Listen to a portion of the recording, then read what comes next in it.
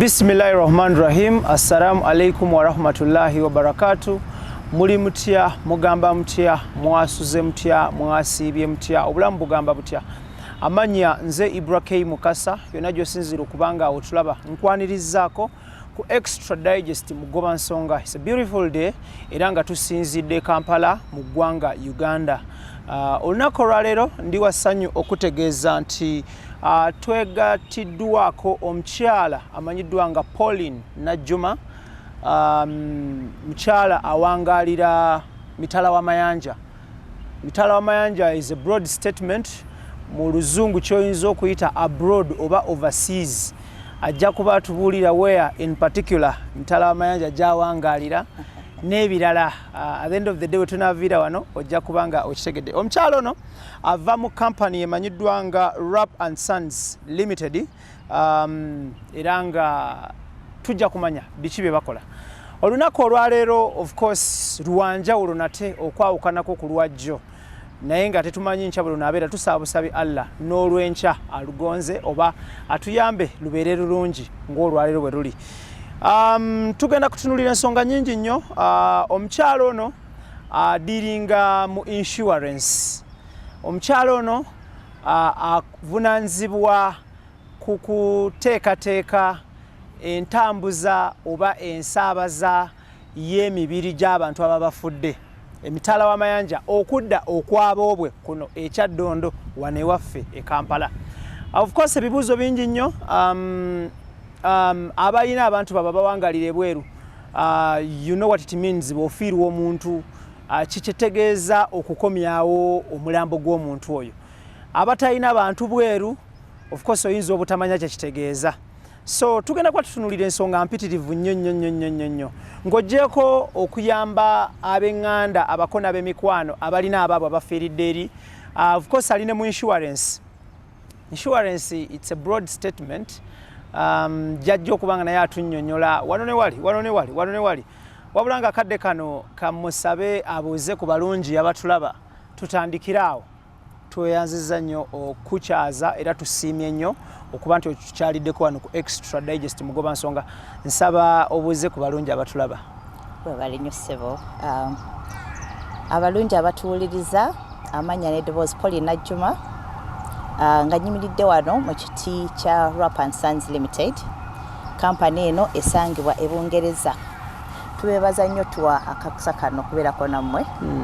Era tuli basanyufu nnyo okubeerako wano ewaffe ku butaka. Tweyanzege.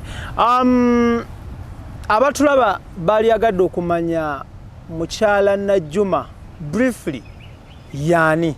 Normally abantu betukyaza wano bagwa mu biti bingi, era nga mu biti ebyenjawulo abantu ebweru bye baba batusaba okumanya katini nnyo ku muntu gwe batuleese ng'emboozi tennagenda mu maaso.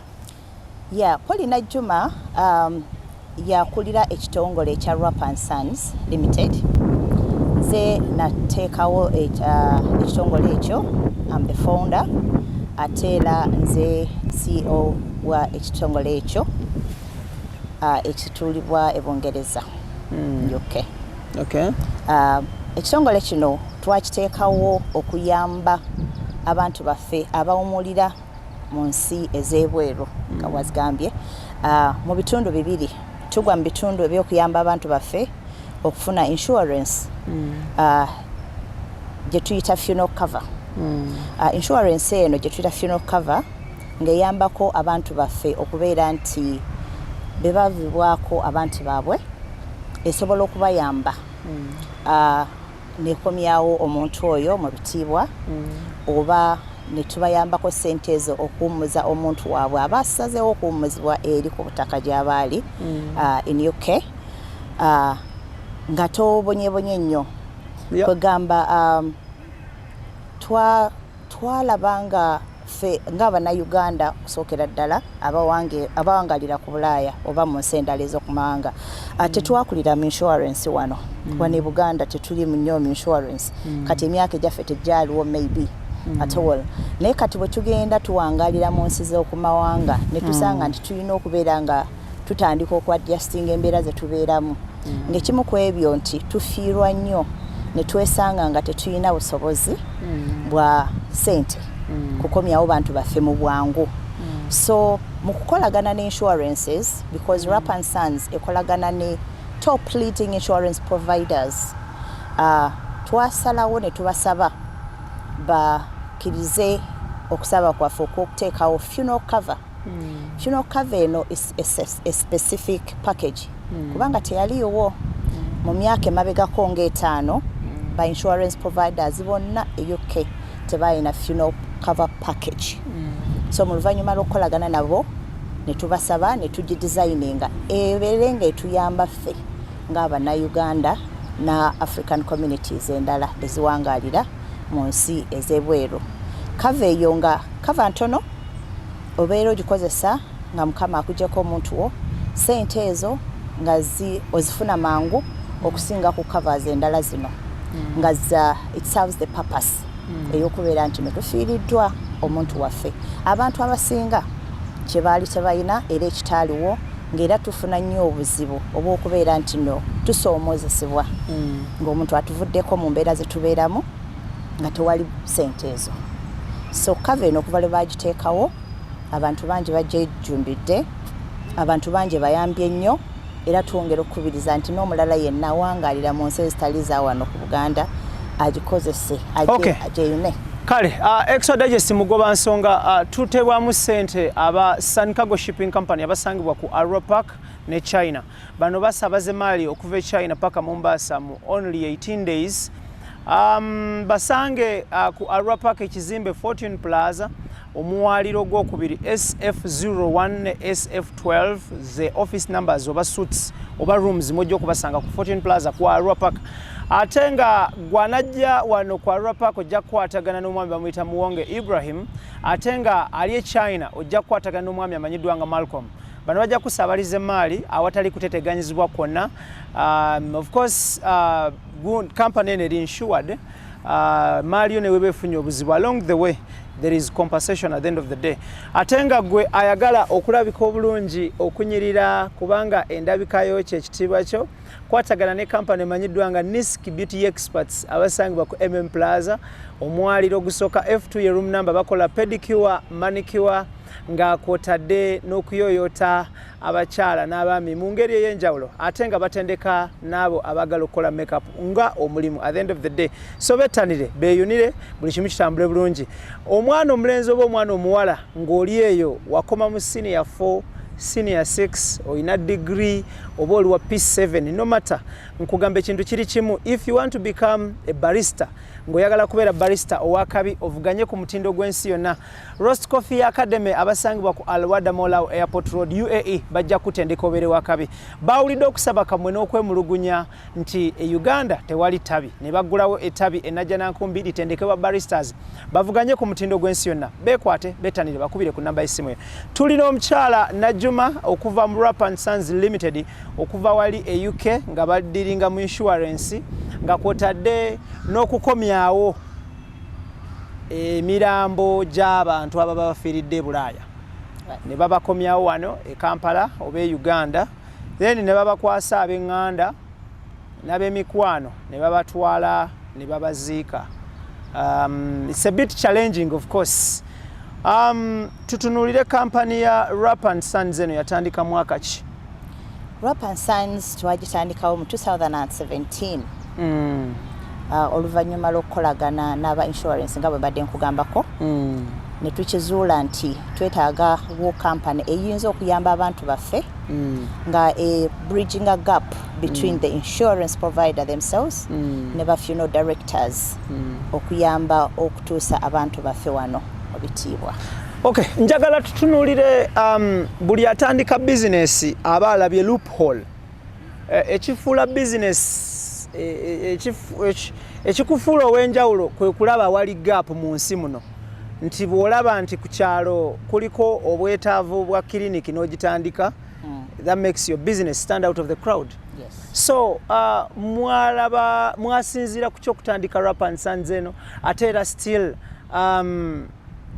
were you affected somewhere somehow walinako oluganda lwo oba mukwano gwo eyabavaako ne mufuna okukaluubirizibwa along the way then no generating idea netandika ekintu bwe kiti? Yes, absolutely. Okutandikawo Rap & Sons okumala okukolagana n'aba insurance providers, twafiirwa omuvubuka yali muto myaka 3 ng'avudde wano yali azze kusoma. Omuvubuka oyo n'afa. N'abeera nga tamanyiddwa nnyo mu community. N'wabeera nga tewali busobozi bwa nsimbi. Omuvubuka oyo nga mu biseera ebyo sikolagana n'aba insurance n'aba funeral directors. Naye okumanya nga bw'obuuza gundi yafudde bamuzeeyo n'abuliraawo through thin air nga tewaliwo omuntu mwesimbu ayimiriddewo omulambo gwabula. Kugamba it was a cremation in the end. N'abanga omuntu oyo takomesebwawo ku butaka. Naye nga oba abasezi beeyo baamulya. No, omuntu bwatuvaako ewaffe council omuntu gy'aba abeera etwala obuvunaanyizibwa nemuteeka mu cemetery. Kati council omuntu bw'aba talinaako bamunoonya erina okukozesa cheapest means okudisposing omuntu oyo naye tebamusuula busuuzaawo. Ka cheapest means ewaffe yeekwokya oba cremation. Omuntu oyo evuulye ne baliteekawo balitadde naye nga tebamala gasuula nti noba teri basezi obaka mbalentidde nti omulambo gw'omwana abasajja baagulya. Tewaliyo basezi. So that must have happened. Naye kubeera nti it was a challenge, tewaliwo muntu ayimiriddewo kuyamba bantu be kuteekinga buvunaanyizibwa obwo. Nendowooza tukoze tutya mu kaseera ako. Naye nga challenge yali ekireeta okusingira ddala yali wa butabaawo ssente. Kuba bwe tuwangalira ewaffe eyo ku Bungereza batono nnyo ababeera ne family, blood families nti ddala. Kati nze nnyinza okubeera IBRAH nga buli omu akulaba nange amanyi ndi sister wo era ng'oli sister wange abasinga bamanyi. Naye mu kaseera ako singa Mukama akujja mu nsi nnyinza okubulako nibaga ebanoonye Paulline sister wa IBRAH nga talabika. Nibagamba waayi brother wo ye brother of the kachurch genda munayo tali brother wange bana buli omu n'abula. Naye singa ssente zibawe ziri ngamba brother wange mutuusa banayo twafiiriddwamu kanange yanfuddeko n'okiyimiriramu. Kale challenge eyo n'obuzibu obwo n'okubonaabonyezebwa pain no imagining nti omuzadde w'omuntu oyo ali wano gwe bagambye nti omwana wo Mukama amugye mu bulamu bw'ensi eno naye nga talinaako gw'alina kutuukirira ng'ate tewali ssente ebiseera ebisinga akoze atya. So kwe kugulawo kampani eno nentuula n'aba insurance ne tugulawo ne tuteekawo package eyo eya funeral cover. Mu luvannyuma lw'okumanya nti kati funeral cover tugisootinze singa Mukama omuntu amujja mu bulamu bw'ensi eno nga ddala aba yeetwalidde omukisa n'atwala cover eyo. Kati ate tumutuusa ntya ku bantu be singa abadde talina family kati ng'eyo ng'omuntu ng'oyo. Naye ssente bwe zibaawo generally options are very open. Kati era nenkwatagana ne ba funeral directors ewaffe era gye tuwangaalira ne mbagamba bannaye katuguddewo kampani eno tukolagana n'aba insurance twandyagadde tukolagane nammwe ate tubeere nga Mukama bw'atuggyako abantu baffe tubatuuse eri ewaabwe gye bawummulira mu bitiibwa. Njagala tutunuulire buli lw'otandika any project any business buli kintu kyonna ky'oba otandise osanga okusomozebwa at an early stage. Initial stage nga wakatandika boti there are challenges you face era bw'oba toli strong ziyinza okuviirako company obutagenda mu maaso. Mwasanga challenges ki at first nga temunnaba na kubeera well established?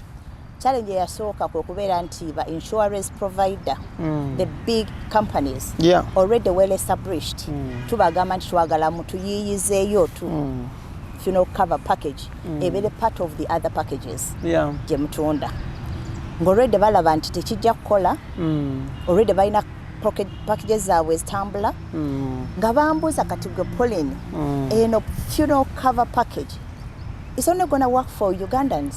How are you going to market that for the other communities? Etuyambeta tuyina life insurance. It won't work.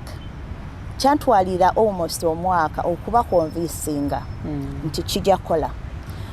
Ningezaako balaga nti ffe gye tuva tetwakulira mu mbeera ya kubeera na insurances okwata essimu oginswalinga ennyumba oginswalinze buli kimu si embeera gye twawangaliramu ate era ffe ne mbannyonnyola nti ffe waffe ku Buganda omuntu bw'afa okaaba bukubi okuba bukubi mulanga abantu gye bagoma okujja ne bakudduukirira era otula wali ng'omuntu wenkeera bamuziise nga tufu tolina kyamaanyi nnyo kyokoze tulina muno mu kabi adduukirira ku byalo ne mbabuulira ne taamu eyo nti omwana akulibwa kyalo so community get together naye wano ku Bulaaya we can't get together without funds and support each other ne mbagamba kava eno ejja kutuyamba ffe sina bannayuganda bokka naye n'abaddugavu abalala nekitwala obudde ne bagamba oke kale ne bakitunulamu oluvannyuma ne bagikkiriza so that was a big challenge nga buli omu tayagala kugatta package eno erabika ng'eri just y'abannayuganda so that is a resistance you got nga selling idea to the insurance company tutunulira resistance oba okusomozebwa kwe wafuna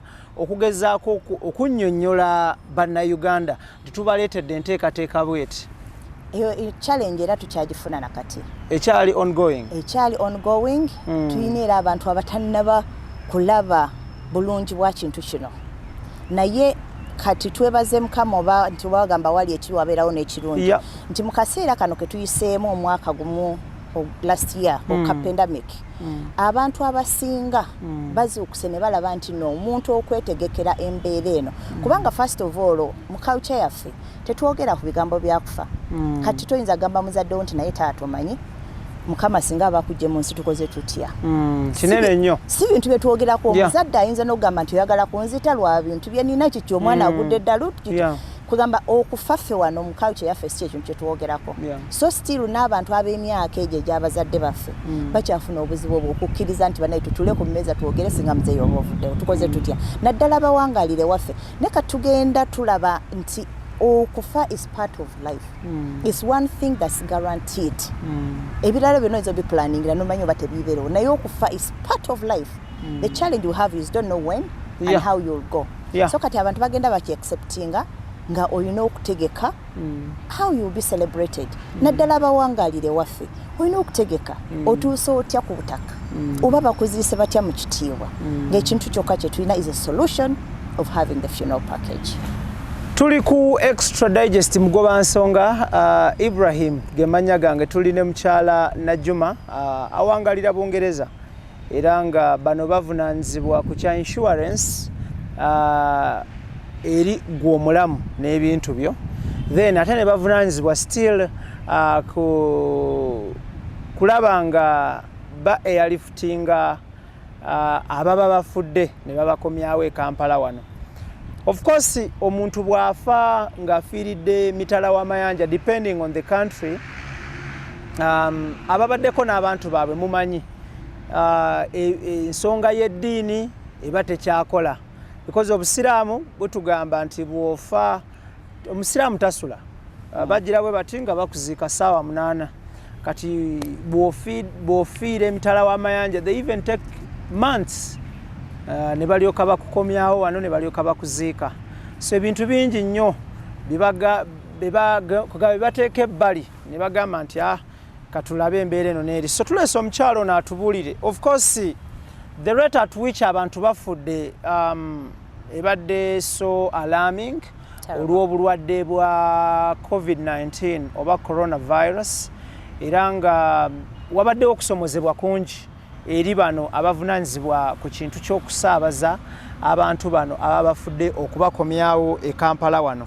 so mu mbeera eyo tumulese tulabe kitambula kitya bakola batya ebintu ebyo basanga kusoomozebwa ki at the end of the day njagala tutunuulire kino kyali baddemu ku bisembayo naye kankikubuuze kati nga sinakyerabira nyinza okukyerabira Kampani yatandika mu 2017. Yes. Olwaleero tuli mu 2021. Abatulaba balyagadde okumanya. Mwaka komyawo emirambo emeka. Okuva kampani lwe yatandika because buli business yetaaga area it is a must for every business to have record keeping. Balance sheet Idris. Mwaka komyawo emirambo emeka. tusigire busigizi kifaananyi izo tugamba nti muli mu mutwalo gumu mu mitwalo ena 14 kanaana gumu kenda. Oh, that's a big challenge. Naye nga njagala okukakasa nti okuva mu December of last year okutuuka wano tuzizza abantu abawera 5. That's December last year. December last year 2020 to 2021 wano around May. Muli mu bantu 50. Yes, because of corona. Oh. Twafiirwa nnyo abantu baffe mu corona. Nnyo ekitabeeranga wera tetusabira kiddemu kubeerawo. Tusaba Katonda atuyambe. Yes. So the rate has been very high. Okay. On average abantu emirambo gye mukomyawo wano ekigambo ekyo kinene nnyo nekye tugenda okukozesa because yesho gye tuliko. Sagala oddukeyo commenting nti nedda kye tugenda okukozesa because ye topic gye tuliko. On average emirambo gye mukomyawo wano ne gye muziika eri baliwo abasinga obungi. We are looking at Ugandans by the way. Oh, okay. Yeah, Ugandans, yes. Ugandans. Betukomyawo wano. Be basinga obungi. Olw'ensonga nti abannayuganda tukyalina pride okwagala wa gye tuva. Ate ebiseera ebisinga akataka kali ke bakuziikako ewaffe eyo kebeera permanent residence. So omuntu aba ategedde ensonga lwaki tayagala kuziikibwayo kwe kubeera nti ayagala okukomezebwawo ku bujjajja. Ebiseera ebisinga I would say 98% babeera ne graveyard ebijja. Yeah. So buli oli agamba banzize kukijja kubanga kati akataka ke waffe kali very expensive okusookera ddala. Ekyokubiri kabanga limited. Kati ogenda n'osaasiramu abaana abo nti singa osazeewo ne bakuziika kataka kali kosasulidde emyaka 3 oba 27. Actually ezimusandika ku 25. 25 egyo emyaka bwe giggwako abaana bo baba bazzukulu balina okurenewinga akataka ako. Bwe batarenewinga akataka ako bakuwumulizza. Okay, awo wenyini njagala tukigirewo ddala. Nina mukwano gwange sijja kwogera mannya ge for this case. Yangamba aina abaana 4 yangamba ye yasasula ddawe bagenda okumuziika yateekayo dda ssente n'ateekayo eza mukyala we n'ez'abaana be in case bafa nga bakyali mu custody ye. Bwe baali babakuze bo balyesalirawo gye bali bateeka nabo balyesasulira. Njagala tutunuulire ekintu ky'omuntu okusasula we bagenda okumuziika. First things first, ziba sente mmeka omuntu okumuziika waawo era for what period ogikonyeeko but njagala era okiddemu. Essente ezo akataka ako emyaka 25 the cheapest mu barrels eziri cheapest otunulanga 15,000. Barrels tulaba yali agadde okumanya kyeki nga babalye saza kati nga bonobeera mu Kampala kati eri ewaffe ku Bulaaya ali mu Kampala oba Kyaddondo tojja genda kuziikibwa mu saza gy'otabeera.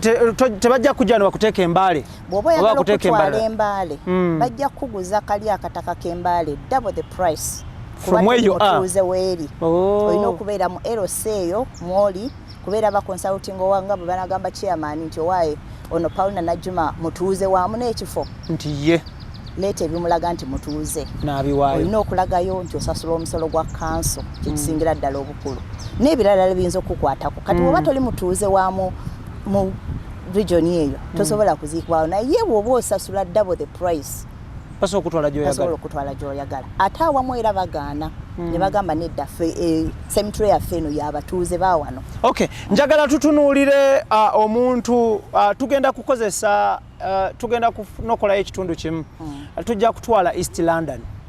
Kuba bannayuganda abasinga gye tuseera. Yes, kati omuntu bw'aba abeera East London nga ayagala aziikibwe mu East London asasula ssente mmeka awo waawangaalira?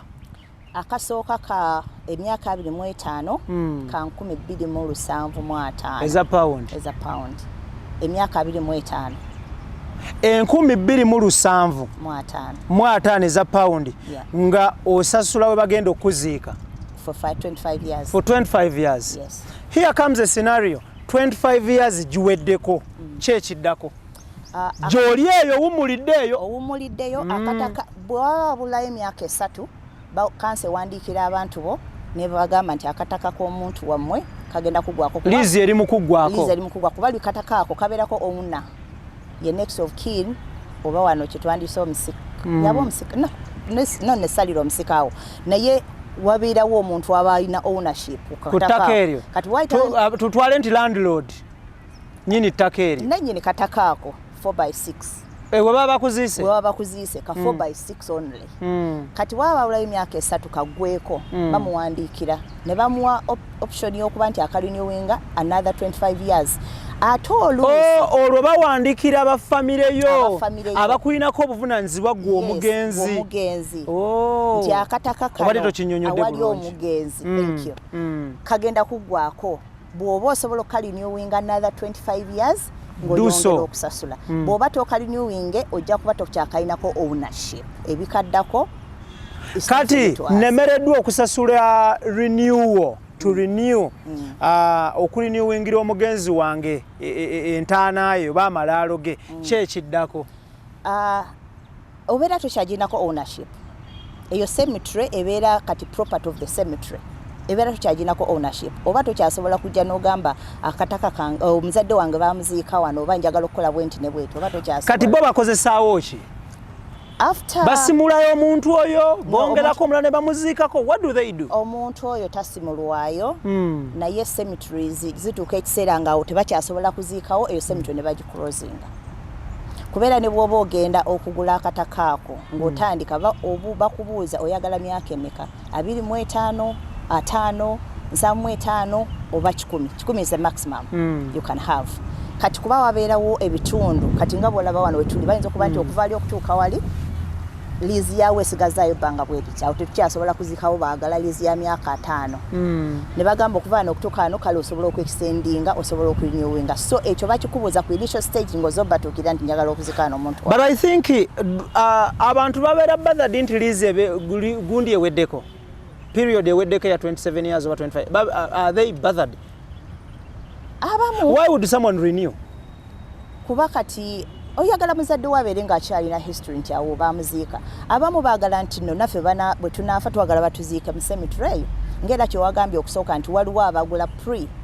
Because here comes a scenario bw'aba baziika wano omuntu wange period neggwako gye twakkaanyaako kiki bakolawo ekindaga nti sikyalinawo access mbeera ki gye baleetawo etaŋŋanya kulowooza nti awo we yali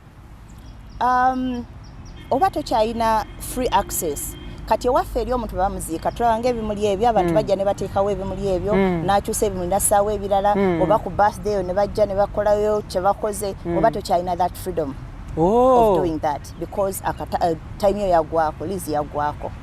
Kati abasinga abazadde abamu ekisinga ky'ensonga okuwulira lwaki basalawo okuziikibwa eri waffe nti agamba abaana bange bonna mbazaalidde kuno balindeetera kamuli ku birthday yange they can come and talk to me. Abamu bakolawo bulungi nnyo bateekawo n'entebe nga zino ne batuulaawo ne baba nga balifrectinga they can that's why basigala eri nti kati akubamu akufaananya omwana waanalinnyira ennyonyi gye e Uganda naye wali ng'ajja kutambuzaawo ligero bakuvugawo mmotoka oba kulinnyawo train oba baasi ajja kuleetera akamuli. That's why abamu basigala yeeri naye bwe balize eggweddeko oba tukyalina access eyo na freedom kugenda kukataka ako wekaali kukolerawo ebyo byewandyagadde okukola. Tulina omukyala Najjuma owa Rap and Sons badiringa mu insurance nga kwotadde n'okusaabaza ababa bafudde okubakomyawo okwabo obwe kuno.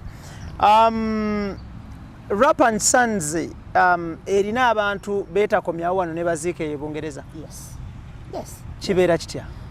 Kusalawo kwa muntu. Kusalawo kwa muntu. Eya subscribinga nammwe. N'ata subscribinga naffe era tumukolera entegeka gy'eberiwo. Kati ekirungi nti erifa abawangalire tulina community solidarity. Nti omuntu yenna Mukama bw'aba amugye mu bulamu bw'ensi eno community mwawangalira bafaayo nnyo okulaba nti omuntu oyo either bamuzza ku butaka oba bamuziika. Ebiseera ebisinga okuzza omuntu oyo ku butaka wano is cheaper than okumuziika eri Are you sure? Yes. That's what people don't think. But okumuzza wano kale tufuba nnyo okulaba okujjako ng'omuntu oyo wakiwandika nti banziika ngeri ne bw'ataba ssente tufaayo nnyo okulaba ng'omuntu akomezebwawo ki kati that's when Rap and Son steps in nti already tukolagana ne ba insurance providers already tukolagana ne ba funeral directors tubeera n'abantu baffe bawangalire waffe eyo nga tebalina blood relative naafa naye nga tebamanyi kyakukola tewali kyakukola Rap and Son steps in ne tuprocessinga buli kimu the whole paperwork Wabaina insurance, that's even excellent. Quick repatriation in dignity nga sente siza kusondera kabbo. Na yero omuntu waba tawadde na insurance. Tukwatagana ne ba community leaders. Ne tuyambagana omuntu oyo ne tumuza ku butaka. Okay, tultebwa mu center aba Sun Cargo Shipping Company basangibwa ku Arua Park obasabaze mali okuva China paka Mombasa. Ate nga bakugamba naawe alina kyoyagala okusubula China nga tomanyiwe ekisangibwa being China is a big country bakuyambako okutambula bakukozesa tour around n'ofuna product erina ettunze Kampala ne mugireeta so Sun Cargo basangibwa ku Arua Park Fortune Plaza SF01 ne SF12 the office number bekwate bakusabalize mali okuva China paka Mombasa then from Mombasa to Kampala of course kitambule bulungi ate gwe muganda wange anonya omulimu jangu aba Roast Coffee Academy bakutendeka obere barista obere kafulu mu coffee latte art manual brewing ne coffee roasting osobola kubanga ovuganya ku mutindo gwensi yonna baguddewe tabya najja nankumbi wano mu ggwanga Uganda atenga ne wali ku Alwada Mall Airport Road UAE bakyaliwo nnyo Trainer Tiger ya kirimu omugole omwami n'omukyala nawe ayagala okulabika obulungi abaniski bagenda kuyoyota oboyina omukolo ne watolina mukolo nga you just want to look beautiful or fabulous or gorgeous genda abaniski bakukoleko buli kimu kitambule bulungi basangibwa ku Plaza F2 ye room number omwaliro ogusooka bakuyoyote obeerenga oli wakabi nnyo tulina omukyala Najjuma awangalira Bungereza era nga tutunuulira kitambula kiti eyo na biki bye baliko of course we tuli wano tutunuulira bya insurance n'okusaabaza aba bafudde okubakomyawo e Kampala njagala tutunuulire in line of culture omuntu wafiira e Bungereza ffe wano e Kampala ziba fuuti 64 ziyentaana gye basima abasiraamu era dimensions zezimu bati balina ke basima eri mwana ndani singa ngo omuntu wafiiridde Bungereza eyo nga musiraamu ngera abadde akyali staunch muslim nga deciding okumuziika eyo Rap and Son stepping in okukwasaganya ensonga zonna e Bungereza eyo enziika y'abasiraamu batambulira ku yensi yonna yes tukyenyumirizaamu nnyo nti tukolagana ne abakulu batwala mu ddiini nga omukulu Sheikh Clanton tukwatagana naye tuyina ba imam betukozesa okutambuza ensonga eyo nti omuntu oyo okuva lwe tumu receivinze akolebwako mu ddiini y'ekisiraamu ebiseera ebisinga basheeka abo bayinza okugamba ntwagalayo abantu baffe mu ndeeri balabe buli kimu nga bwe kitambula era allowance tugikkiriza nebeerawo okubeera nti no bajja ne bakolagana ne bastaafu baffe ba imaama baffe ne balaba nti omuntu waabwe akolebwako mu ddiini y'ekisiraamu nga bwekola ki tulina ffe abasiraamu bwe baba batuziika tebatuziika mu caskets oba coffin batusiba mu ssanda amasanda mugayina eyo tugayina amasanda tugayina naye culture ey'Ebulaaya omuntu era agenda mu coffin awo bakiyuwa kiba kifu nnyo era olaba nti n'omuntu gwe tuba tukomezaawo wano ku butaka alina okujjira mu coffin because it's the standard oyagala kuŋŋa nti omusiraamu bw'afa e Bungereza bamuziika mu coffin bamuziika mu coffin musima mwanadaani yenkana ki eyingira mu coffin of course balina okumeasuringa what will accommodate the coffin abasiraamu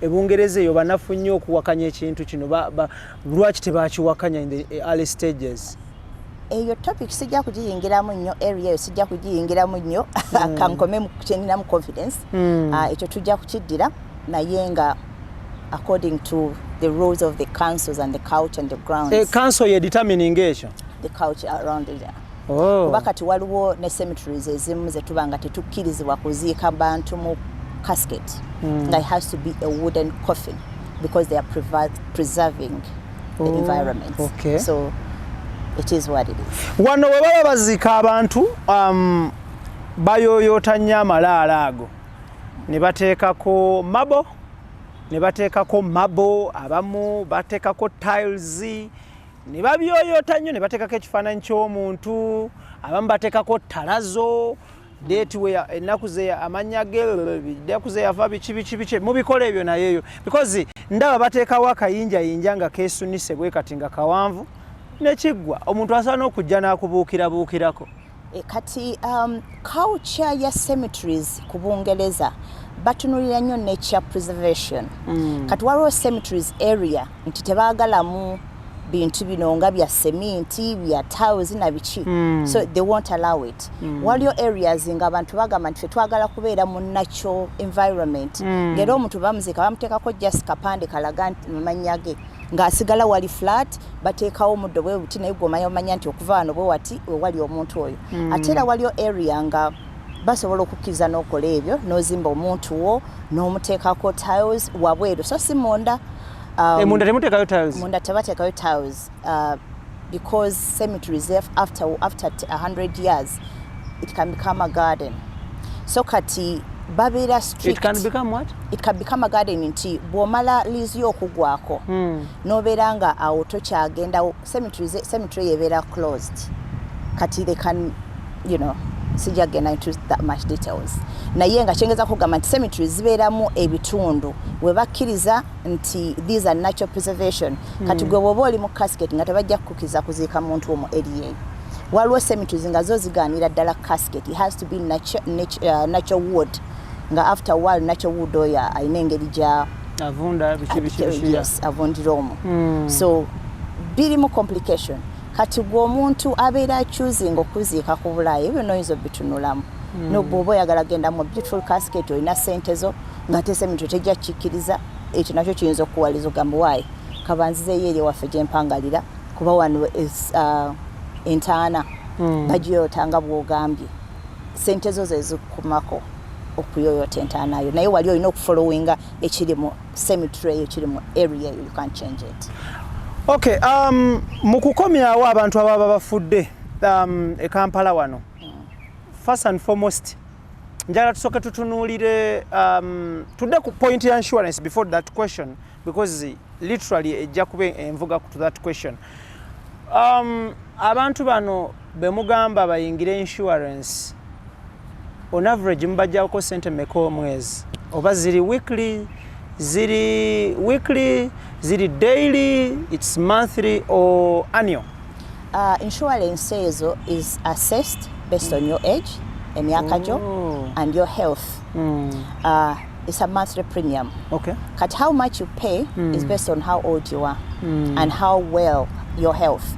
Kuba yinza okuba nga IBRAH kyali muvubuka muto myaka 3 mbula kalevu nga tukulaba nti you know okyalinayo emyaka emirala 5 premium yebeera wansi okyali muvubuka weerabirira kizibu nnyo ate n'enfa yeeyo si enfa ya wano oba osalaba oti ne bakkuba engwala n'ofa oba ogiraba oti kaboda ne kakutomera n'ogweri n'oyatika omutwe. Yes kati basically insurance eri assessed based on the natural cause tusuubira nti n'omuntu ajja kukula awangaale yeerabirire mukama amugyewo ku myaka egyo kati gy'okoma okubeera nga emyaka gya wansi premium yo gyekoma okubeera nga ntono gy'okoma ogenda ng'okaddiwa premium yo gyekoma ogenda okulinnya kuba tulowooza nti nga bw'ogenda okaddiwa ebirwadde bikukwata obulamu bugenda bukola kibubeera fragile.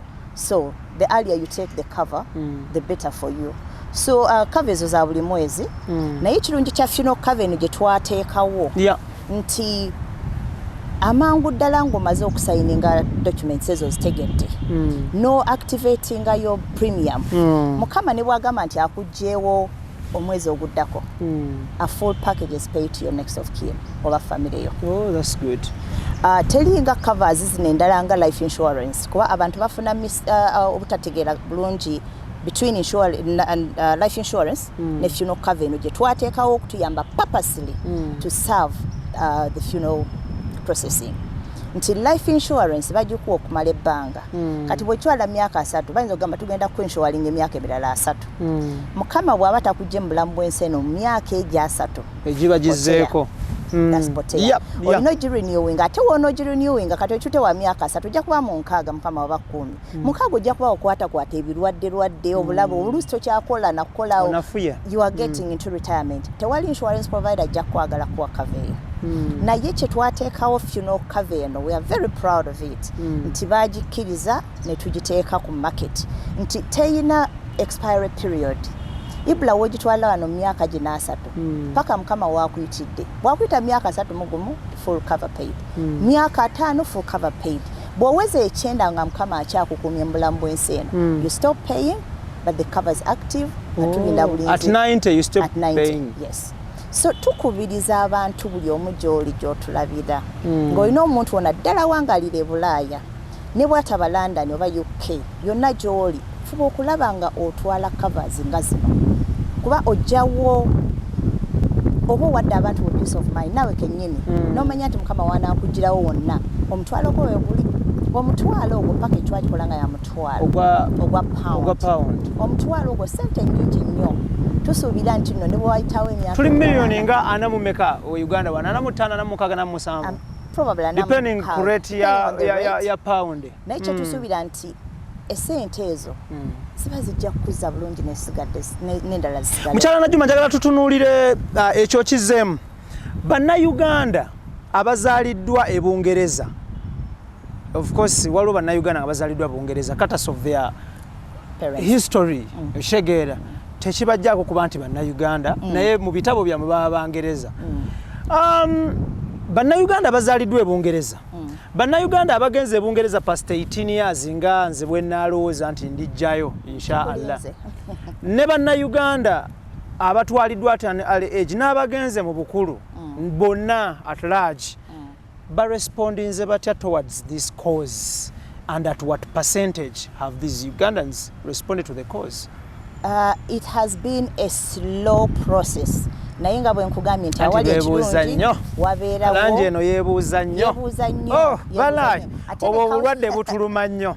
I think what tulina is change of mindset a big time kuba tulina okutandika okulowooleza mu nsi ze tuwangaaliramu change of mindset ey'okulowooza nti nno munno mukabi ajja kudduukirira all the time atandise okutendewererwa tubadde mu kaseera kano nga tufiirwa abantu nga 5 mu community emu nga ffenna tulina okuteeka mu kabbo kamu ffe bantu be bamu tulemesebwa tutandise okulemesebwa. It's a change of mindset okulowooza nti nno nze Pauline bwe naafa IBRAH mukwano gwange alina okukipinga in kuba bwafiirwa sister wo nange nakipinga in okitegeera tulina okukyusa mindset. It's the time is now okwogera mindset ey'okuba nti tetwagala kwogera ku end of life naye tulina okukikkiza nti tufa kuba kati tukirabye nti nno okufa tekulinaako ejanaali yali amanyi nti tubeera mpenda ku myaka gyaffe teri naye yaggwawo bugwi n'etwala emyaka gyonna kale esinza okutwala abakadde naye netuziika abaana emyaka 15 18 so kati ke kaseera okumanya nti no tulina okwetegekera ekiseera ekyo ate mu abasiraamu at least nti okuziika okwamwe kuba kwangu tekwetaaga mu ate ffe abasiraamu tuli aweya nti ne kati ofa naye kati ffe ab'amadiini amalala kati nze nyinza okugamba nti bannaye bwe mbanga mukama nzijyewo munteeke mu kasiketi ya 8 yes aka pound kati bwe mba siteekisaddeewo mbeera yakwetegekera nenkiteekawo nti nze kyenjagala yes nga kanje nnyo yes and why not kuba kati nze kyensanga nti maybe I fell in love with a problem kati ndaba nti essaawa eyo esembayo that's it. It should be celebrated even more than the wedding, more than the birthday, because that is you. IBRAH mukama bw'abanzije otogenda kudda mukondaba bwe kiri kati lwaki celebrating to the best. Wedding eno omwami oyinza omukyusaamu omukyalo oyinza omukyusaamu naye bw'oba mukama akuyise ng'essaawa yeeyo togenda kudda kulabibwa mu bantu bo. Kati tuteekawo embeera nti buli muntu asobola kuba buli ali e Bulaaya asobola. Bannayuganda bano abakyali slow mu kubuukira ekintu kino okukyembracinga tulaba bembracinze ebintu bingi. Omuntu ava wano mu wiiki 2 ogenda okuddamu mukubira essimu ku WhatsApp ng'ayogera oluzungu olutakwatagana mu wiiki 2 n'ogamba mutyaba tubadde naawe wano mu kisenyi mutyaba nga takyawulira n'engero azeerabidde Ochegeera lwaki kino ekintu kibalema okwadoptinga kino ng'ate accent eyo mu wiiki 2 babatandise okweyogezanga ba Rashford. Echo ekyali challenge eri ffe ba providers abalabye nti no there is a big problem in our community and we have a solution. We actually puzzled why we're still puzzled.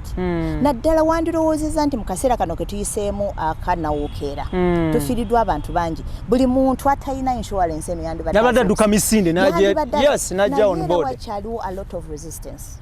A lot of resistance. Tetumanyi ngeri ki gye tuyinza kukyusaamu mindset y'abantu baffe nti bannange essaawa esembayo it's your responsibility IBRAH okugyetegekera oggyeko obuvunaanyizibwa abantu abaana b'ozaala family ya around your friends ne community kubanga bwe nkugambye nti twenyumiriza mu communities zaffe naddala eza East London nti zitwala obuvunaanyizibwa omuntu yenna mukama gw'abagyewo okulaba nti bamuzza ku butaka but tutandise okutendewererwa nga bwe gambye nti community emu neefiira abantu 5 wiiki emu ng'ate abantu abo omuntu yandibadde asasulangayo ka 10 oba 2 okusinza ku myaka gye naaba ng'omutwalo weeguli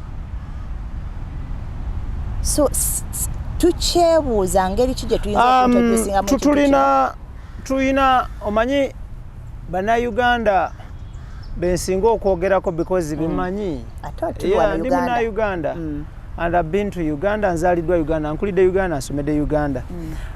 Bannayuganda tulina kye bayita okulwana okusika omuguwa ennaku zino statement gye baadoptinze abasinga bagiyita bamafia ekintu kyo kino bamafia ku ground eyo bakikuba olina abakirwanyisa obutaagala kukiyingiramu okulemesa abantu nti temukiyingira abo munnanga ate nno tebaliiwo tetulina bamafia bagamba nti nno tetwagala muyingire mu kintu kino naye it is just slow for people to embrace it tutaddewo embeera nti oluusi tubawaayo offers ne tugamba bw'oyingira within this period omwezi ogusooka tunaakusasula bwereere tutaddewo ne offer nti buli asayininga n'ofuna full funeral cover nebeera active tukuweerako okuwandiika eddaame yaweerere ekyo kiri obvious no abantu ewaffe tebawandiika malaami oba because tebayina byebanaalamira basigaddewo eyo nayo point ekyo nakyo kikyogerako nnyo nti okuteeka ebigambo mu ddaame lyo tekitegeeza nti nooyina amayumba n'amataka wano ku Buganda naye awangaalira eri nga wandyagadde bakuziike wano nga tokiwandiisa abaana bakusalirawo of course kati kikulu nnyo abaana obutakusalirawo gwe kyandyagadde naye bweba tokiwandiise tulemesebwa kubanga tubeera eri omwana sente ezo za insurance ozitaddeko next of kin n'alabirira ebintu ebyo n'ayimirira n'agamba nze taata wange wano wemwagala wano oba mama wange wano tulabye families waliwo omwami juzi yafiirwa mukyala we sinza kwogera mannya for confidentiality n'akaabira amaziga ku ssimu n'agamba Paulline tukoze tutya abaana bansinzizza amaanyi nze mukyala wange nze nange wano ne mugamba taata kyolina okukola kati gwakyayogera nange kiteeke mu buwandiike nti bwe ndi banfudde ate n'obuzibu obulala bwendaba bwe tutuukako abaana lwaki oluusi bakola decision eyo nti ffe ng'abazadde abaana tetubaagazisa eno gye tufuutuka abaana tetubaleetayo kwagalayo kati omwana oluusi n'omusaasira nga tajjangako Uganda oba yajjayo lumu connection y'abakojja ne bamama ne basenga ne baani tajirina kati akuwamu akafaananyi nze mama tata mutwalewa I can't even remember gye twagenda manya wawawa kitegeera nga wano walina confidence okola okuwummuza muzadde we njagala tutunulira issue y'abantu okubeera so slow okujja mu kintu kyammwe kino point y'Abannayuganda okubulwa empapula olowooza nayo tekibahindaringa kujoininga project yammwe eno kale ekyo twakitunulamu era ku beginning nga tugulawo kampani eno ya Rap & Sons nakireeta nekiteeka ku mmeeza ne tukisaba nti omuntu waffe gwali eyo nga tolina mpapula ezo era mukama bw'asalawo okujjawo akujjawo of course kati bw'obanga olina engeri gy'oyinza okufunamu akawunti y'omuntu n'oyisaako akasente ffe tukuwa kava eyo kuba kava eyo ekuinsuaringa nga sente ezo zifunanga mukama akujja mu bulamu bw'ensi eyo mu kaseera ako ne bw'oba obadde tolina ppapula oba tolina tugenda kuzza wa gy'olina okudda so tuprocessinga sente ezo kasa kava ebadde engeri active tetufaayo oba sente zibadde ziyita mu akawunti ya IBRAH nga zange kuba cover ebeeraga nti no sente ezo zisasulira cover yange. Omuntu bw'afiira Bungereza eyo oba Bulaaya ng'abadde talina mpapula asobola okuziikibwa mu cemeteries eyo? Oh yes. Under what conditions? Aba resident mu area eyo somehow kuba omuntu yenna abafudde baba balina omunoonyereza kuwawa abadda wawa waali era somehow bamanya wawa waali. Tekisobola kuleetera basigaddewo basajja bano kwagala kubateeka kwetokota? Ekyo tekikwata wakati nze bwe mba Mukama nzije mulamu bwensi eno batubadde tusula mu nnyumba emu oyinza n'okuba tomanyi bibadde binkwatako. Kugamba bugambi kanso nti Paulline Mukama amuje mulamu bwensi eno baba tebanoonyeza abantu be nga tewaliwo bazze kunoonyerezaako bo kibakwatako kibakakatako okulaba nti bakuwummuza kati ne bakola cheapest way of barring you. Njagala tutunule nga tuvuddeyo eyo kyekiviirako ababa bafudde okulwawo okutuuka e Kampala omuntu n'afa mu Gwokubiri n'atuuka wano mu Gwamunaana emyezi nga 6 ng'abantu baakaaba dda ne baseka ne basanyuka ate ne baddamu ne bakaaba ng'ebula wiiki emu ntya nti bamuleeta wiiki eno abamu nga n'okukaaba olaba tebakyakaaba n'abamu bagenda okutuusa omulambo Entebbe wano ng'abantu babivaako dda ebyokukaaba emyezi 6 down the road omuntu tatuuka Kampala abantu baakaaba ne bava ne kukaaba ne batandika ku living a normal life. Sente ekisinga obukulu kya sente tubeera tulina funds cases etubeera nazo tuba tulina fund nga tulina okugenda mu community ne tuteekawo akabbo kale okuyisa akabbo ako ate okusinziira nti omuntu abadde yeeyisa atya mu community kati nakyo kimatalinga kuba oluusi tomanyiddwa kati IBRAH gwe nojja n'obeera mu community yo ne weebeera nti ze saagala bannayuganda tulina abantu nze saawa kudiringa na bannayuganda bantama ng'omusanga mu Banigeria mu Banagana Mukama n'amujja mu nga community ziri zeyejjumbiramu tezimanyiraga bannaye Paulline yavudde Paulline yani Paulline yani bagenda n'omunoonya ku Facebook ng'ateekayo ebifaananyi bitali bibye ne bw'aba bitaddeyo nga toli connected tebakumanyi kati oli ejja kuwa sente z'okusinzira ku ki tetulinawo pooti eri awo nti no yakuleeta abantu wabula twekolamu omulimu kyova olaba nti twateekawo ekintu kino funeral cover yambe buli omu gweoba tolina abantu boyagala ku associatinga nabo oba you are just keeping yourself to yourself take the cover.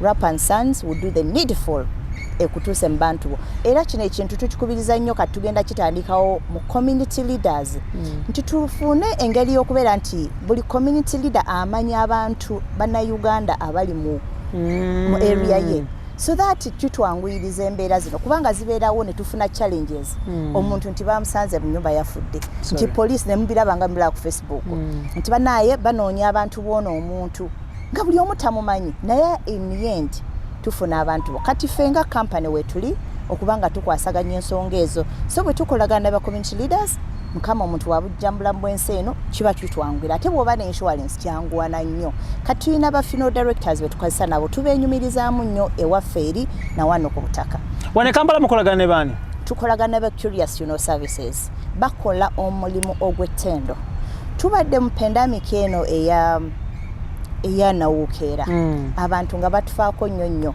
government yamua netukako amateeka amina kuteno kugamba companies zino ya Curious Funeral Services etwanguyiriza nnyo kugamba ngeyamba abantu ekolagana ne families it becomes a family tufuna very good feedback tufuna very good recommendation so nti bitwanguyira bayamba abantu. Okay. Representative from Curious ali along the way agenda kuba to joining on the interview. Along the way ali mu jam naye nga wetuna interview no wenagwera ajja kuba atuusira tujja naye kuba tumufunako. Njagala tutunulire the issue of sente otugambye ekireeta ddire y'omulambo zibeera sente. ekibadde kireeta ddire mu kaseera kano naddala akanawookeera first of all abantu abatufaako last year the whole world was shut down so bo baali balina okulinda abasinga twabaterekanga basobole okulinda embeera eddako naye nga tetumanyi embeera egenda kuddako egenda kubeera ddi egenda kutereera ddi saabo nabo ne balwawo okubanga batambulizibwa ate ne bitereera ntubanga obukwakulizo nabwo obungi obw'okutambuza omuntu oyo tests ze tulina okuyitamu okulaga omuntu oyo papers ze tulina okuproducinga nti omuntu oyo akkirizibwa okutambula nazo zireeta ddire naye ng'ogyeko ekyo ekya pandemic kino kya just yesterday before as well kati omuntu atuwuliriza kyaba alina okutegeera nga omuntu w'alina ssente process yaffe y'okutambuza omuntu okumuzza teringa wano nti omuntu afiiridde emulago ku ssaawa nnyezi okumakya ku munaana n'atuuka gye banamuziika ewaffe olina okuyita through the paperwork of registering that death okuproducinga paperwork ekkiriza omuntu oyo okuva mu nsi gy'alimu travel permit yeyo those documents okumala okugenda mu bodies gye tulina oconsultinga nti ono Paulline Najjuma munnayuganda tumuzza Uganda so empapula ezo zonna zonna woziyitiramu tekiba lunaku lumu oba bbiri so ekyo kikozeneyo abantu beeyo nabo mu office babeeramu eddakiika ntono ne bavaamu ng'abeeno mu Uganda no it's a 9 to 5 strictly bw'oba olina kubeera ku mulimu from 9 olina okubeerawo paka njagala tutunuulire the issue eyaddira otunyonyodde zibeera ssente njagala tutunuulire roughly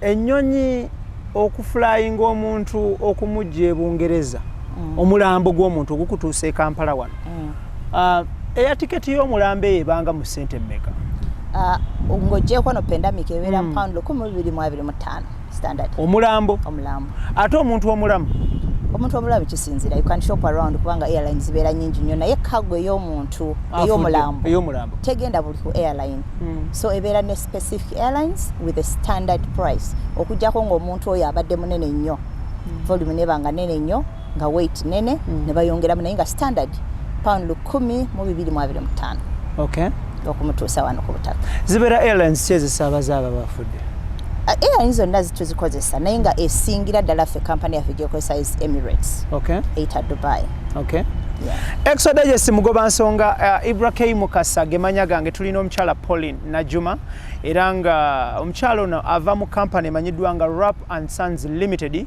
abasangibwa e Bungereza nga bano bakafulu oba badiringira mu funeral insurance amaanyi gaabwe we gali e Kampala yangambye bakolagana ne kampani emanyiddwa nga Curious gye tujja okuba tufuna representative maasawo tuteebwamu ssente abasanikago shipping company basangibwa ku Arua Park basaabaze mali okuva e China paka Mombasa basangibwa ku kizimbe 14 Plaza SF01 ne SF12 mujja okuba nga obasanga abaniski beauty experts bano babakana n'eddimu lyakuyoyota abaami n'abakyala munekaanekane mulabike bulungi endabikayo kyekitibwa kyo basangibwa ku MM Plaza F2 room number omwaliro ogusooka ate ggwe omuvubuka n'omwana ow'obuwala ali eyo omwana w'obulenzi n'ow'obuwala nkugamba nti oyagala kubeera barista obeerenga oteekateeka kacyayi ak'omutindo gw'ensi yonna genda bakutendeke awo ku Roast Coffee Academy abasangibwa mu Kampala baguddewo ettabi ku Najjanankumbi ate wali ku Alwada Mall Airport Road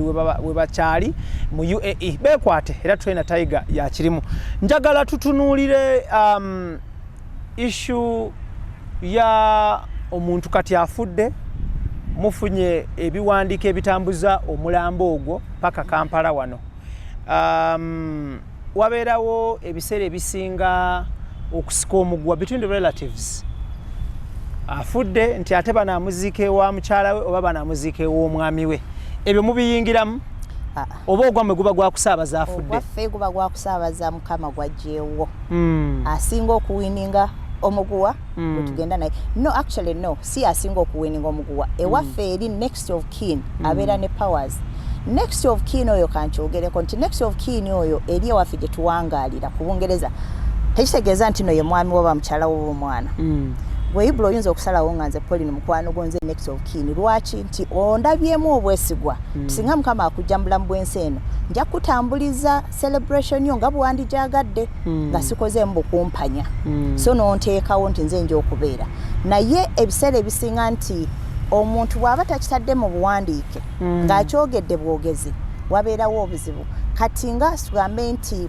omukyala ayinza okufiibwako mwami we ng'asi ye next of kin nga mutabani we ye next of kin mu kaseera ako mutabani we asalawo era gwe tuwuliriza. Okay. Tetubiyingiramu naye ffe tulinda ne bakola fights zaabwe behind closed doors n'akomawo n'atugamba nti yes era tulina omuconsulting nga singa embeera eba ekyuseemu nga next of kin se mutabani we ng'oba omukyala agamba mwami wange bamuziike wano abaana ne bagaana nti oba bamuziike oba tugambe mwami wange bamuze Uganda is the most times abantu babagala akomewo ku butaka abaana ne bagamba no tuwuliriza next of kin. Okay. Tugenda kubanga omwami atuuse owa curious tugenda kubanga atwegattako akadde kano tulabe nabo briefly tulabe bakikola batya bwe ba receivinga ababa bafudde okuva government inawe kusupportingiramu government ya Uganda se ye Uganda ye UK supporting ayo aba ayagala okuziikwa ku butaka. No ngamba okusaabaza ababa bafudde okukoma wano government ya Uganda inawe kuyambira okujjako ng'oli afudde tetusobodde kulaba mpapulaze nga baba bafiira mu nnyumba nga tutulaba bimuwandiikako. Of course Uganda High Commission is stepping in a processing empapula ezo ne tusobola okukomyawo omuntu oyo. Okay. Yeah, naye not to fund. Tebawa ssente. Tewali ssente, tewali kabbaako. Sajja bano bonna kyobola bantu tukubiriza abantu abawangalire waffe eyo ng'oli muna Uganda temwejja kuba nammwe kuba community y'ebujja okuzza. Mugoba nsonga lyerinnya lyaffe ery'Oluganda naye nga mu luzungu bagiyita Extra Digest. It is one of the biggest online TVs ku ssemazinga wa Africa. Tuli celebrated across Africa as a continent. Tulina omukyala Paulline Najjuma, my good friend from Bungereza. Ne Bungereza waliwo my good friends nga muganda wange Joseph Chigundu aka Jose Jobs Link, waliwo my beautiful sister Mary Ngabire, large upon yourself, waliwo my good brother amanyiddwa nga Bossa, nkwagala nnyo Mutenza ogamba otya n'abalala muli bangi nnyo muganda wange Richmond kafulu mu kuyoyota abantu emitwe awo Richmond, large upon yourself, Moshalim London Duka bano batunda emmere yakabi eri fresh from Africa, Uganda, okutwaliza awamu London Duka, Moshalim, I love you my brother. Pauline, before ng'omwami oli tannaba kutwegattako owa curious, njagala kubuuza Uganda bambi eri mu kattu buli lwesoma budget egenda ogira bweti nga obwetaavu bwa ssente buyitirivu ssente Uganda n'ensi endala zonna batunuulidde misolo emirambo gino egiba gidookinze Entebbe International Airport URA egigerekera omusolo kyenkana ki? Fe omuntu bwe tuba tumujje waffe emisolo gyonna giba gikavalingiddwa paka lutumutuuse Entebbe. Kankusabe ekibuuzo ekyo kimbuulize mukulu munango wa curious. Kuba aba curious services betuhanding over from Entebbe nga tutuuse wano ku ttaka lya Uganda bo ne ba processing okuvaawo. Kati ekibuuzo ekyo ajja kidda mu lulimi. Enja kimubuuza because bano omusolo bangambi banatera guwoza ne kumukka gwe tussa. Wow. I'm kidding. Olwali tekisoboka, they can't of course. Njagala tutunulire ensonga endala. Muli best mu Bungereza, United Kingdom, mutwala Wales ensi zonna ezeegattira mu United Kingdom. Abafiiridde Malaysia, abafiiridde Australia, abafiiridde mu America, abafiiridde mu nsi za Schengen awo mubakola mutya? Tusinga okukola ku bannayuganda baffe oba Africans abali best mu UK naye tulina connection e Ghana, tulina connection e Kenya, tulina connection e South Africa, tulina connection e Boston we are coming, tulina connection now Washington na ddala mu insurance. Era twagala kujja Uganda wano tulabe nti ali eri akwataganya na wano n'abantu baffe abalina bazadde baabwe nga bawangalira mu Bungereza. Tulina bannaffe aba curious directors balina insurance esobola okuyamba nti gwe mukadde obwaba obula mukama amugye mulamu bw'ensi eno ng'okyali eri ebintu byonna bibeera covered at least gwe noononya ticket ekuleeta kusiibula mukadde we. Ekirala omuntu bw'asasula wagambe zibe 2,000 ez'okusasula we bakuziika 25 years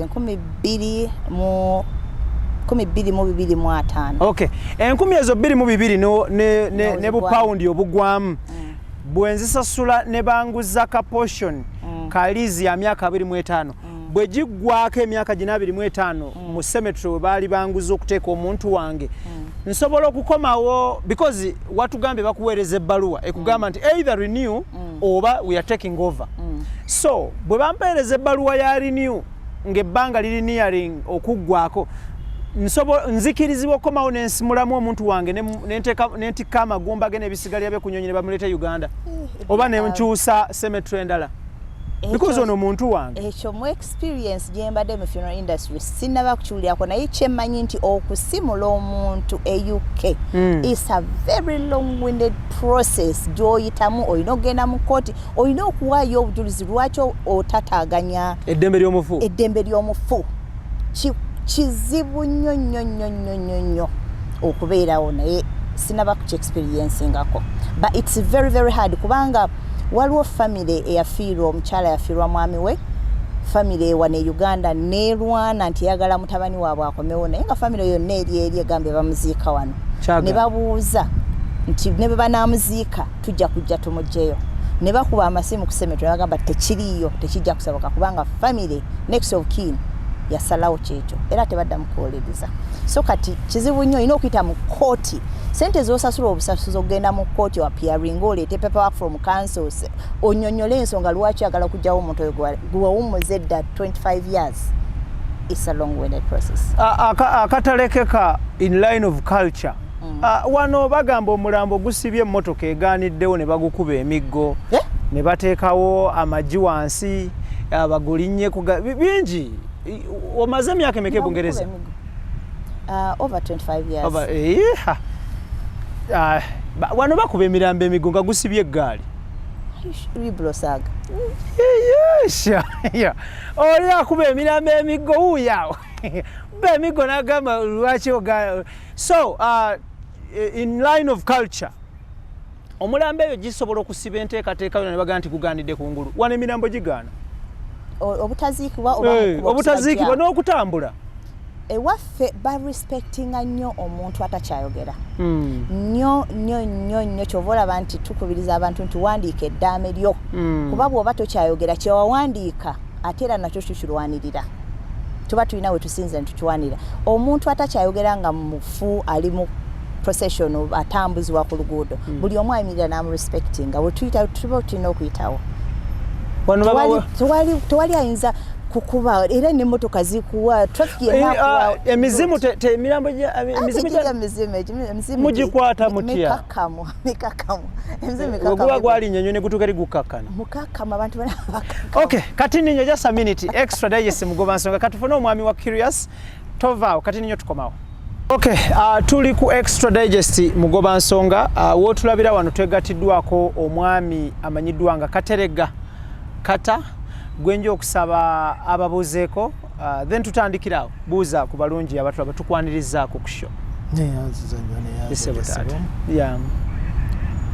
batulaba mwenna balamusizza nnyo nga ye bababuulidde amannya nze Katerega Kata omu ku director mu Curious Funeral Services era nga ye babannyonnyodde wamu ne bannaffe betukwatagana nabo okuva e Bungereza Rap and Sons ng'eri wamu ne T-Crips mwebale nnyo okubeera ku mukutu guno n'okugoberera ensonga nga bwe zitambula. Omukyala nsembeyo okumubuuza issue ya musolo ba taxes. Abantu bano ababa bafudde we tuba tutandikira abantu bano ababa bafudde URA n'engeri gye batakisinga nga batuuse Entebbe ku airport yawo. Uganda mu mateeka ga Uganda temuliimu musolo kugendera ku mufu. Bwe gutyo. Naye ebiseera ebisinga ebimenyaamenyamu ze normal delays mu nkola y'emirimu. Naye nga there is no stipulated tax on the dead. Yeah. Musanga buzibu ki because ogwame gwa ku receivinga bali bazanya the bigger role okulaba nga omuntu ono abafudde ateebwa kunyonyo okutuuka Entebbe ku kisaawe. Mwe musanga buzibu ki omuntu ono okuva Entebbe okugenda ku their first final destination? Ebiseera ebisinga siyinza gamba nti buzibu kubanga bwe tutuukira okugenda ku kisaawe okufuna omuntu ono tuba tumaze okutegeeragana ne bekikwatako wano na ngeri ki gye tunaatambuzaamu wa gye tulaga naki ekigenda okubeerayo. So ebiseera ebisinga tubeera ne pre-arrangement before omuntu okutuuka e Uganda. Ne tumanya nti mukama wange batukwasiza omuntu wono batuweereza details atuuka lunaku bwe luti essaawa bwe ziti. Ffenna tubeeyo ebirina okukolebwa ku airport tubimanyi process ejjatwala obudde bwe buti yonna tuba tugitegeera. Era tuba tugimanyira ne tugikunnyonnyola n'obeerawo ng'okimanyi nti njagenda entebe ninde essaawa 3. Omuntu wadde atuuse ku 7 nyamufuna ku 9, 10, 11. Eyo delay ya those 3 to 4 hours eva kuki? Amateeka okuva mu COVID gakyukamu. Balina ba doctors okucheckinga omuntu. Security erina okukakasa nti gwe bakomezaawo mu nansi. Bode erina okuscaningibwa. Processes ezo zonna zirina okuyitibwamu. Ate nga balina ozikola ng'ate ba doctor bamaze okukola ku bantu abalamu abajjidde ku nnyonyi. So the longer the queue of the people abali eri, the delay on the cargo side. Okay.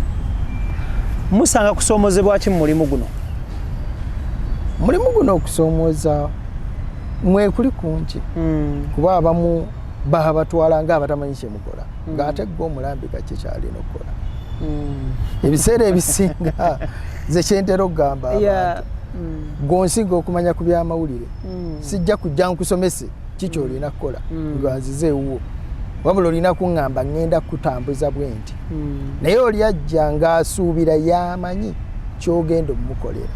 So nga professionally gw'omanyi bwe kirina otambula.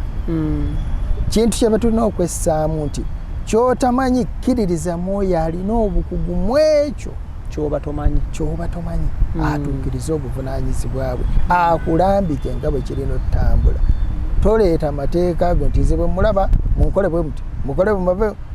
Oyinza otuuka ali n'olugamba nti kati amateeka weegali mangi. Nze omuntu bwetuuka ku airport nina omulaba biki ng'amateeka tegakyakikkiriza. Naye gwe n'otuuka wali n'ofuuka ekizibu tebyetaagisa. Mmwe aba funeral services abaziika abantu mwogerwako ku ssaawa envannyuma nti mulina engeri gye mwanguya abantu bano. Abantu baba bakyali eri bakyawazi speech ng'eno muli muyogayoga bamuteekeyo. Case in point, mukwano gwange yali afiiriddwa maama we. Kali tuli ku lumba eyo mu bitundu by'Emityana ate eŋŋumi n'enyooka ku ntaana. Fe obudde. Ebiseera ebisinga ebizibu by'omusanga. Speed eyo eva ku ki? Ebiseera ebisinga ebizibu by'omusanga. Olonza ani okukolera. Akola mulimu, akola nga muntu. Kikulu nnyo ekyo. Mu funeral companies bwe tuba tukola emirimu, muve mukola omulimu. Togenda ku muntu nga ye akola mulimu. Buli lw'omugamba nti kati nkolera agamba ogwo guwedde. Alina okwanguyisa ng'akulaga embeera. Naye bw'ojja gye tuli mu curious, tuli bantu. Jjukira buli kikolebwa ng'omuntu afudde tekiddibwamu. Buli nsobi ekolebwa tegololwa. Nti nja giddamu luli ndigikola ki? Ndigitereeza. Embeera eyo mu bbanga lye mmaze mu funeral industry nali njirwanyi saagala nnyo muntu kubeera nga gwe bw'oba ogenze okuyambako. Kuba ffe tuba tuzze kubayamba kutereeza. Kuba abantu okuva edda nedda baali baziika. Era bye tulimu ffe tutereeza butereeza mukolo okubeera nga gugoberera mitendera bwe guti ne bwe guti. Nakuweesa muntu oli kitiibwa na butabeerawo zino nnyombo na biki. Kati ate awo tuba tuzzaayo bantu muzira ennyombo. Era yenna atulaba nti bw'oba ogenda okulonda funeral company muveemu kali nti nze njagala kino nga totegedde ogenda kifuna oti. Sooka obuuze oba nnyonnyole ky'oyagala bamanye oba banaajja mu ekyo ekinaatambula. Kuba buli omu embeera ekyuka ng'afiiriddwa. Nyinza okutuuka ewuwo n'onnyombesa ne wayiteekera n'ogamba naye omusajja oli nakoze ensobi si kye nabadde nnina okukola. So tulina okugitegeera ng'abantu ekyo tekirina kutambula bwe kito. Si kituufu.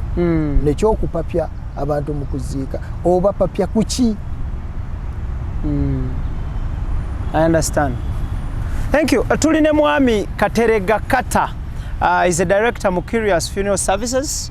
Era nga bano bakolera wamu ne Rap and Sons Limited ye Bungereza nga bano bavunanzibwa aba Rap and Sons bavunanzibwa ku kusaabaza ababa bafudde mu Bungereza of course n'ensi endala ate we babatuusa ku kisaawe Entebbe baba tebakyabalinako buvunaanyizibwa ne babakwasa aba Curious Funeral Service yo neetandikiraawo okuteekerateekera omuntu ono okugenda mu nnyumba ye ey'olubeerera era nga babikola bavuga omulambo guno okuva Entebbe ku airport okutuuka ku destination abooluganda abakone b'emikwano we baba basazeewo nti oba Mbale nti oba Arua oba mu Kampala muno oba Wakiso oba Mukono wherever depending ku destination gye bagenda okuziika omuntu oyo.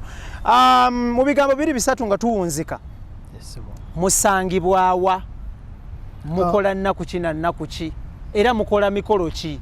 Tweyanziza tusangibwa Mengo oluguudo baluyita Mutesa 1 Road. Abasinga bwe mba mbalagiridde nga bava e Kampala badde Nateete oyita ku Lwewakaliga bw'ova ku Fufa House katona toka ku Kyerungujja waliwo ekikuba ekikkirira ekiva ku church y'e Rubaga ekisalamu paka enaakulabye ku bitaala ne bayita Mutesa 1 Road. Tusangibwa wansi awo ennaku zonna tukola tetulinaako nnaku tetulinaako ssaawa gwe kuba bukubi masimu gaffe osobole otutuukako tukuweereze mu mbeera ey'obuntu ng'ate kubanga naffe tuli bantu. Ku social media babafuna batya like omuntu osomera ennamba y'essimu? Social media abantu batufunira ku Facebook page zaffe Curious Funeral Service Facebook ne ku YouTube era tulinayo page ya Curious. Curious spelling? Curious CURIOUS. Thank you. Curious Funeral Services. Osobola okutufuna ku Facebook page tubeerako n'emikolo gyaffe live naddala abantu baffe abasigala ebunaayira tusigazaako live coverage ne ku YouTube kubeerako live coverages tine bw'oba oli tasobodde kujja wano kuziika asigala ali mu mukolo gwennyini ng'obwe gutambula nga tumufunye Entebbe paka process y'okuziika bweggwa abeera ali naffe. Enamba zaffe nnyingi naye nze ng'omuntu osobola okunfunira ku 078 078 35 56 Tweyanza nnyo tweyanzege. Tetugenda kubanga tusukkawo olunaku olwaleero. Njagala kwebaza Mwami Kateregga Kata okuva mu Curious Funeral Services then nebaze n'omukyala Paulline Najjuma okuva mu Rap & Sons. Bano babakana n'eddimu ery'okulaba nga bajja abantu ababafiiridde e Bungereza n'ensi eziriraanyeewo of course ne basaabaza emirambo gyabwe paka Kampala then ne babakwasa aba Curious ne batandikiraawo. Njagala kwebaza ttiimu gye tambule nayo Idris Lukwago, Daniel Mugoya, Keith Kanabi ne Tony Senabula Lodge Upon Yourself. Then to the sponsors, Roast Coffee Academy, Lodge Upon Yourself, Trainer Tiger, Big on Yourself, Malcolm, or Sankago Shipping Company, ne Lodge Upon Yourself, Naba Nisk Beauty Experts. Muliba Kabinyo, mwebale kuteeka mu ssente. Tukwatagane nate omulundi oguddako, Extra Digest Mugoba Nsonga, bwe tulabise. Tubaagala nnyo, mubeere bulungi, mweraba. Assalamu alaikum wa rahmatullahi wa barakatuh. Thank you.